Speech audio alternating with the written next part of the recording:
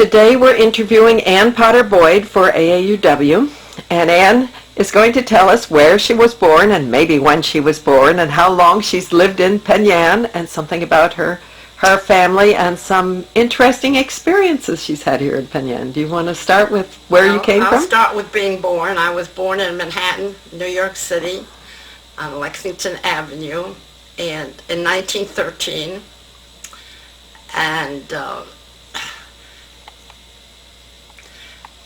went to PS6 for 8 years, and then my brother and I coaxed my mother to move to the island, Long Island, because we wanted to be in the country, and went to a school called Hicksville. I was always hoping they'd change their name because we were from Hicksville. But we went to high school there for 4 years, and then I went to Hartwick. My mother kept an apartment in New York so that we could come back to Manhattan. And Hartwick, I met Dr. Potter. He was a student there. And so from there we got married, and we both taught school for a few years. It was a rural school. It was the Depression. It was not quite what we wanted to do, but people took what they got in those days. From there we went to Cornell, where he got his veterinary degree. I learned how to dissect rabbits and all kind of lab things like that. You went to school too? No, there? No. I took a few courses, but I didn't get a degree or anything. And we had a good time in Hartwick. We got a lovely basement apartment with a little lawn, and we were in a community of students. And we were a little bit challenged when one morning we found our yard full of garbage, and then found out the people above us were Chinese, and that's what they did. At that time, they threw their garbage out the window. But they were very nice and changed their habits.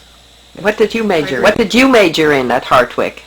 I taught school. You got a degree in elementary education, or? Well, it was a BS. In. And Uh-huh. they took what, it wasn't the way it is now. Did you have a major? Yes, it was English. English major. Yeah. I had thought of being a phys ed teacher, but I gave that up. So we were there for 4 years, made a lot of nice friends. And then we started looking for a place to practice.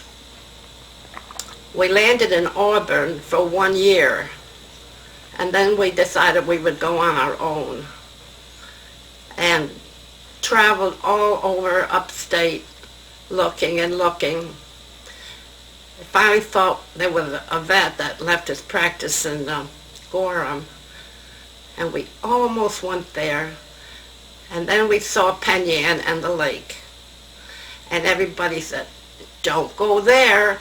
They've got a good vet there. Dr. Stone is there. He's good. You won't have a chance." But we took the chance. Dr. Stone was very cooperative, and then Dr. McCarthy came, and he's been a good friend ever since, and it's worked out beautifully. Good. How did he divide up the vet? Were some large animals, some small animals? Dr. Stone didn't really want to work with large animals anymore. We didn't really divide it, but Lyn, he liked both. So, I don't know, it just worked out. There was nothing written or agreed on. And Mac really preferred the small animals too. And there's a lot of them, especially in the summertime. People come to the lake with their animals. And they did then too? Yes. Yeah. Okay. So, am I just going to keep on talking? Yeah, you're good. So that was 1940. You said you came in 1940. Right. You said you came in 1940. Right. Okay. And he started the practice, and there were then 3 vets in town. Dr. Stone, Dr. McCarthy, And Stone, Dr. I Potter. don't know how many, but he didn't stay much longer. Uh-huh. So it was just the two of us.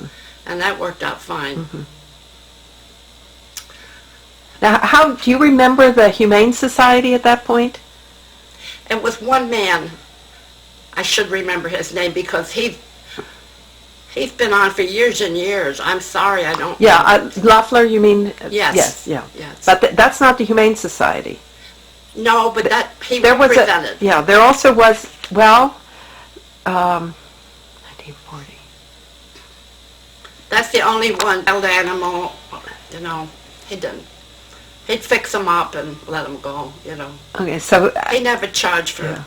things like that. but children did bring in wild animals then too. Yeah. Uh-huh. Where was the office located?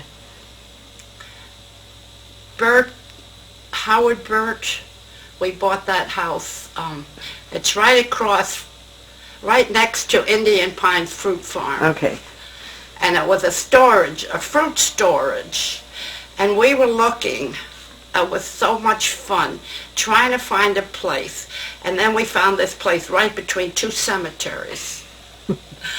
And Lyn said, this is it. Nobody can complain about the noise. And we had come unexpectedly, so we didn't want to trouble Mrs. Burt and go through her house. We didn't know what we were getting in the house, but we knew we wanted a place like that. And there was this fruit building. It was all cement, and it had to be just cleaned out completely. So we had a hospital in my back porch and kitchen for quite a long time while we built the hospital. Do you recall? How long was this going on? How long did we stay there? Yeah. From 40 to 73. Wow. 33 years. Yeah, a lot of fun things. We went on a few trips. We did most of our tripping after we retired.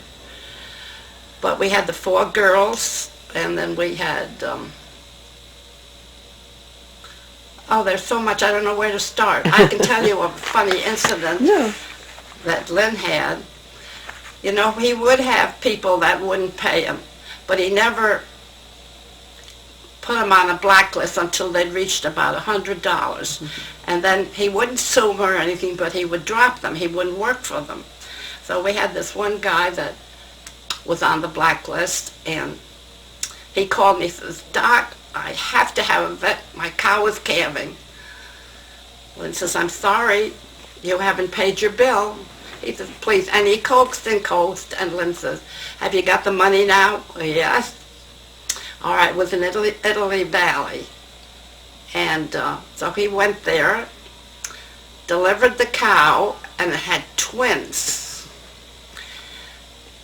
When the time came to pay, he didn't have any money. Lyn said, well, go to your neighbor. They'll trust you. I can't do that. And he just couldn't figure out a way to pay. Lyn said, I'm sorry, I got to put him back.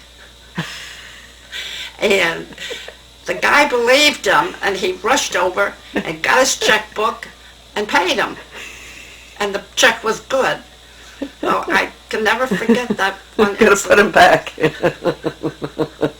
That would have been quite a feat. We had a lot of fun things, interesting. It was a wonderful practice, wonderful people.